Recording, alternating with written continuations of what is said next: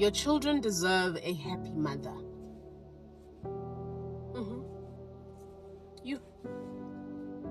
Your children deserve a happy you.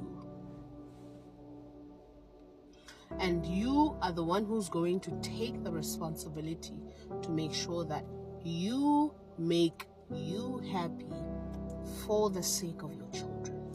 But Dinyiko, how do I get started?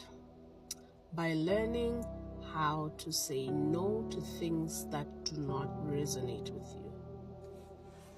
By taking care of self, by making sure that you detach from toxic relationships, by making sure that you detach from toxic friendships. In order for your children to thrive at school and socially, you need to be a happy mommy.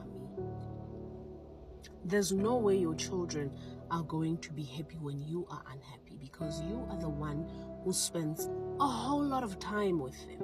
If you are going to allow yourself to endure relationships that are toxic, relationships that are not adding value to your life, and you're just a people pleaser, you are a walkover, you are everything to everyone but yourself, then your children are going to learn that from you.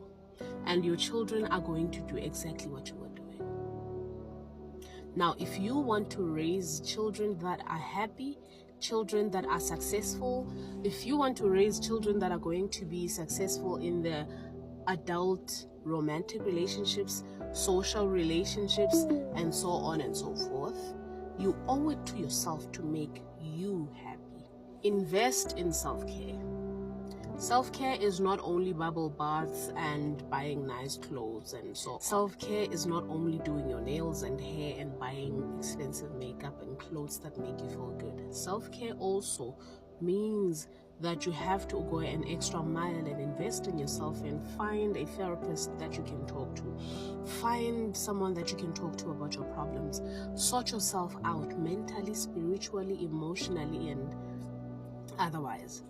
If your children see you struggling long enough, they are going to start thinking that that is the norm, and they are going to start accepting that kind of life as the norm. You're stressed, you're ashy, you're miserable, and very unpleasant to be around because you've allowed yourself to live in environments that were not serving you for a very long time. It honestly doesn't help putting on a facade when you're at work with your colleagues, or when you're at church, or when you're in your social settings, you're smiling and they think you're the best person ever, but you are very miserable, you snap at your kids, you are very emotionally dysregulated because you hardly make time for self. Everything and everyone is triggering you because you hardly make time for self.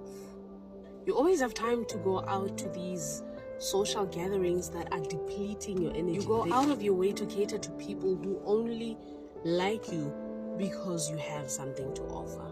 And this something to offer is time.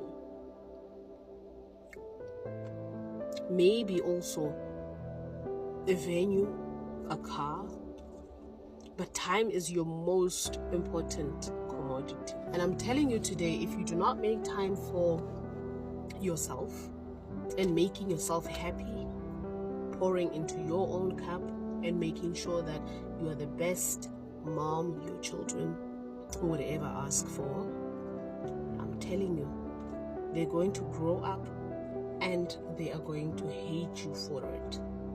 They are going to say that mommy never made time for us. Mommy was never there for us. Mommy was always busy with her own things, with her own friends.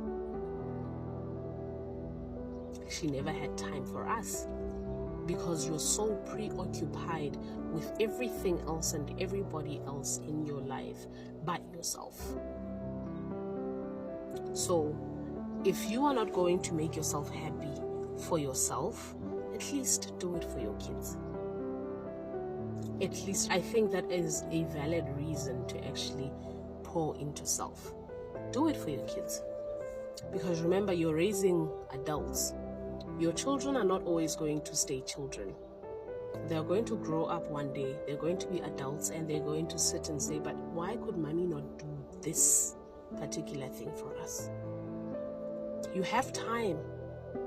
You do have time, because everyone makes time for what is important to them. So making yourself happy important to you. Make it a priority. And there's nothing wrong with being selfless. And there's nothing wrong with giving to other people. Whatever it is, money, time, resources. But please remember that you have to start with self first. Start with you first, because you are the only one you will ever have. In an airplane, they ask you to put on your oxygen mask first, because only then can you be able to assist the next person. How are you being available for all these other people when you are not available for yourself?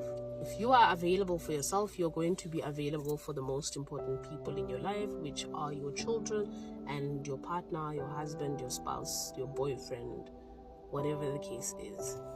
Pour into self.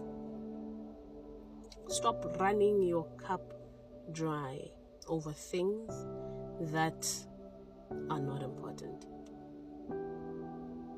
Because your children also deserve a